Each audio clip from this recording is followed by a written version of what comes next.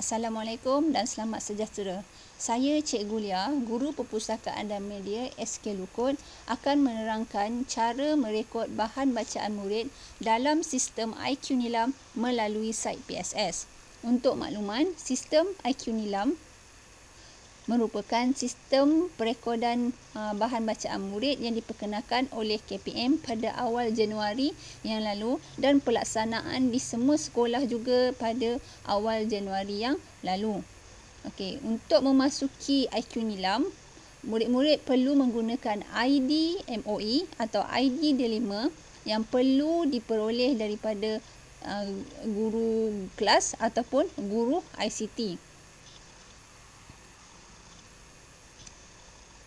Langkah pertama, buka Google Chrome, kemudian type http://bit.ly/skl Seterusnya, kamu akan dibawa ke portal ataupun ke site perpustakaan digital SK Lukut. Okay. Kemudian kamu perlu scroll ke bawah. Sekiranya menggunakan handphone, perlu scroll ke bawah. Daftar pelawat. Kamu perlu daftar pelawat. Sama seperti kamu memasuki pusat sumber ataupun perpustakaan.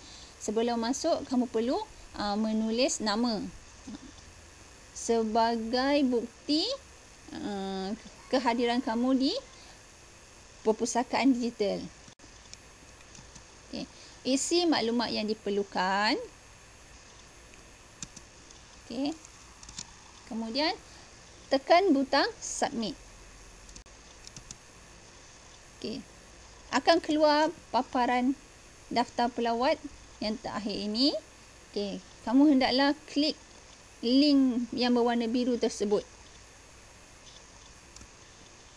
Okay.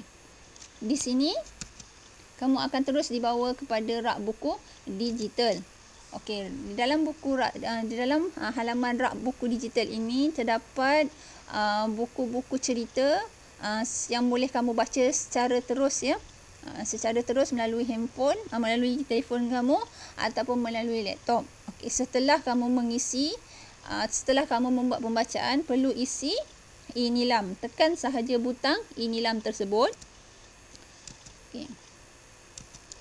Di sini kamu kena scroll dan akan dapat cari tahun. Okay. Telah disediakan tahun, jadi kamu hanya pilih kelas kamu sahaja. Okey.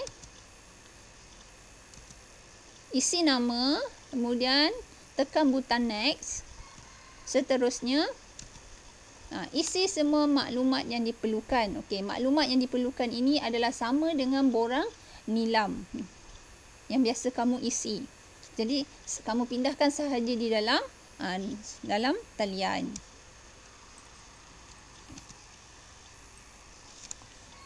Kamu perlu memasukkan gambar kulit buku sebagai bukti yang kamu telah membaca buku tersebut.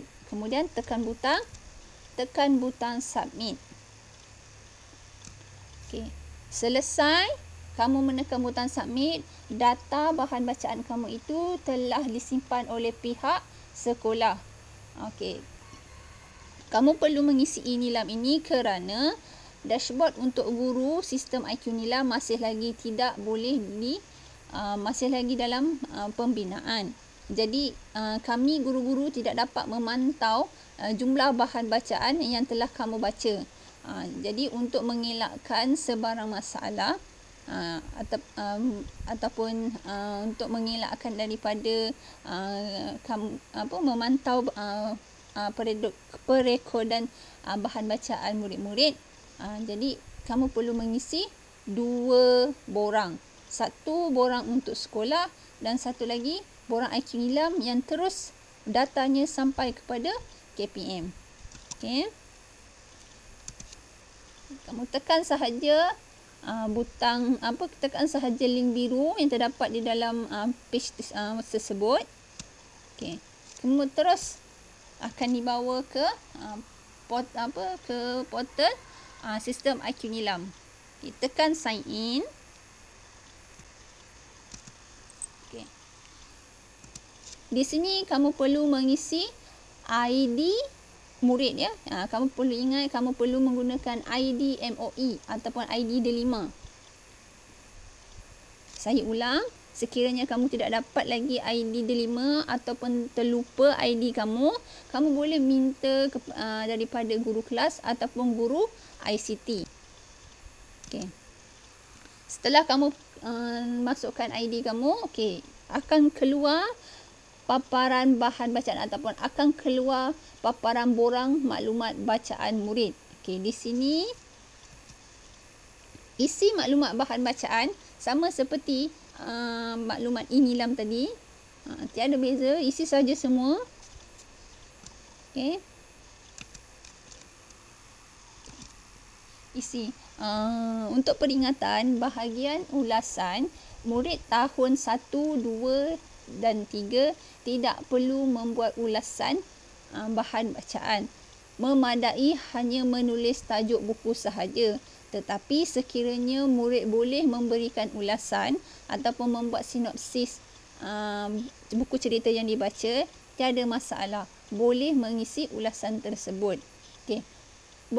Bahagian ulasan ini wajib diisi walau dengan satu patah perkataan sahaja.